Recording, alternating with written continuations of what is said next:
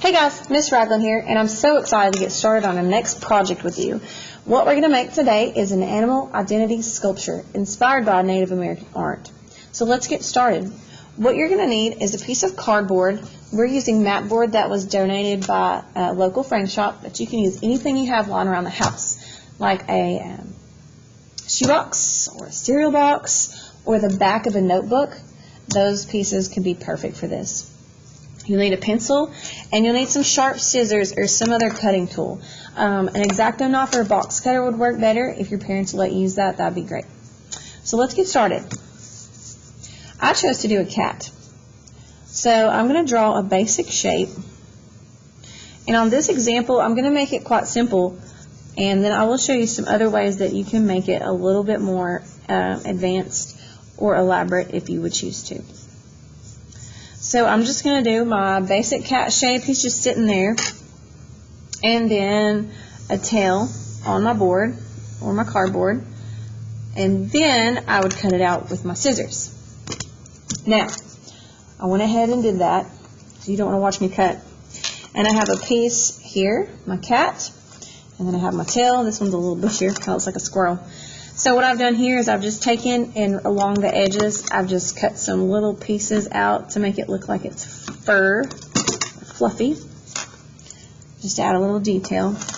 Now what you're going to want to do is make some little feet for it to stand on, and what you can do, or there are many ways to do this, there's no right or wrong way, it's all about you and your engineering process. But I created these little stands. They're just really simple. So they're just like this, and I cut those out, and they look like this. Then what you're going to do is you're going to cut slits. You're going to cut a little, now don't make it too wide or it won't stand up, just about as close together as you can get with your scissors. Make some slits.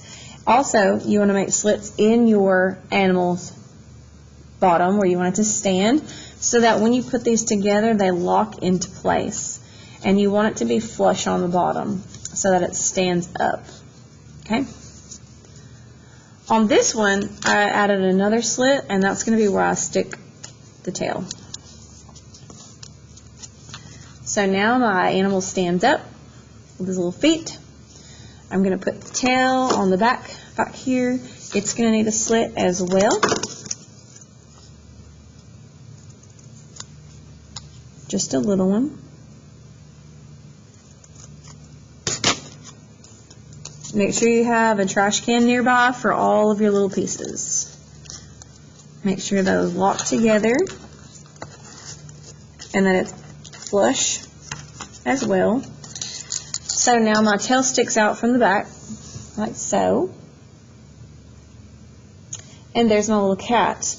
Now, I can always go back and add some more details, and once I get some finished products done and the students get some done, I will show you. But I was thinking I would add some whiskers, maybe with yarn, and maybe some three-dimensional eyes and things like that. Then we're going to paint them, if you have paint at home, and I'll show you what you can do. Now, what I want to do right now is show you, if you have Google, you can look for more ideas. All I did was Google cardboard animal sculptures, and you can look at some various other ideas of kind of what we're going for. So many students in class are going for more of this approach, where it is a little bit more three-dimensional, but it's going to take a little more time. Let's see. Also, if you want to click on easy cardboard sculptures, or type that in, that's another idea too. So here are some basic shapes of some animals that you can look at if you're having trouble with this lesson plan. Here are some more shapes. I really like this project, and I think when we paint them, they're going to look really fantastic. And so here are some more, like you can see these legs down here and how they work. This one's really nice. It has a bunch of layers smashed together that make it look still three-dimensional and fabulous. And then I wanted to show you guys, if you see the ones with the heads sticking out of the wall, that's what I'm going to be creating, and I will show you whenever I get one finished what it looks like. But so far, let me show you what I have. So on this one, I'm going to be creating a lion or a tiger. I haven't decided yet. So I've cut out several pieces. I started with the main background piece. I think it's going to be a tiger. Again, I cut out some slits in the edges for fur. Then I created another layer. And all I did was I traced this layer on my mat board, my first layer. Traced it on my board.